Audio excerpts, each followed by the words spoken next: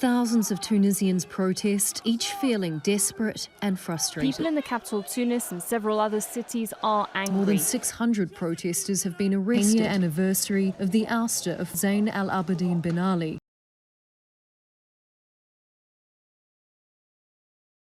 In December 2010, a 26-year-old Tunisian street vendor called Mohamed Bouazizi was heckled by the police, who confiscated his cart. While they said it was illegal as it didn't have the required permit, Bouazizi revealed they wanted a bribe, which he couldn't afford. But when he went to the governor's office to lodge a complaint about this, he was turned away, even getting humiliated by a female officer who allegedly slapped him and insulted his deceased father. Angered by the confrontation, Bouazizi set himself on fire and died a few days later in a hospital.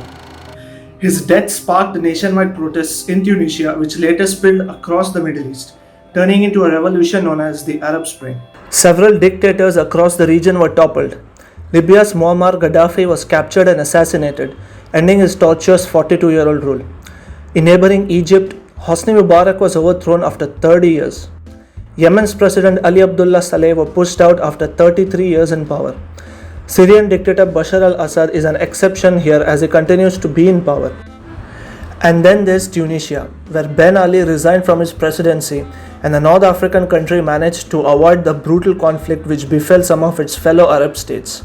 That led many to believe that Tunisia was the only success story from the Arab Spring. After all, the country became democratic, formed a new constitution, held several elections, and even ranked high on Press Freedom Index. 10 years on from the revolution, the Tunisians are not happy with the progress they've made and took to the streets in large-scale demonstrations once again. People are taking to the streets using the same chants that they used 10 years ago. الصحة ما نجمش نداوي أنا واحد نحن ماناش قاعدين نتعلموا ماناش قاعدين ناخذوا في الصحة ماناش ناخذوا في أبسط آخر حاجة نحوها لنا تو الحرية. Some riot police came down hard on these protesters, leading to bloody skirmishes, while more than 1,000 people had been arrested.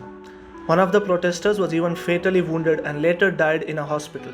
The cause of protests is not clear, but some people say it's against the police brutality, while many are voicing their anger against rising unemployment and inadequate socio-economic reforms, especially the young Tunisians. The country's economy shrunk by 9% last year, causing consumer prices to rise, while joblessness has been the highest since 2012, with a fifth of Tunisia's population under the age of 25 unemployed. Then of course there's the COVID-19 pandemic, which has only served to exacerbate these problems. Small businesses have been adversely affected due to lockdowns, causing many of them to even shut down operations. But it's the tourism industry that has been hit the hardest.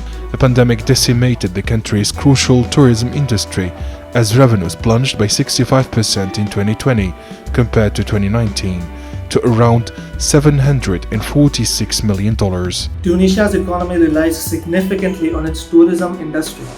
Even the violent insurgencies along the country's border with Libya and the tragic mass shooting of Sousse in 2015 had already taken a toll. And now, the pandemic has forced the tourism sector to shrink by 60%. In the midst of all this pandemonium, it's the young generation of Tunisia who've been hit the hardest. Many of these youngsters were just children when Ben Ali was toppled and never consciously experienced life in a dictatorship. Yet, the politicians and the political structures they are contesting today are largely the same as 10 years ago. A system which is cracking down on dissent, represented mainly by the security forces, and never recognizing people's demands. Our demands are that the politicians have mercy on this country. We're tired of their incompetence, of their lies and robberies. Leave Tunisia. We want this country to stand up again. Tunisia is far from a perfect example of a functioning democracy, and this new wave of protests have shown that the country is still reeling from decades of oppression and political incompetence. Only this time, Tunisians are not keeping quiet.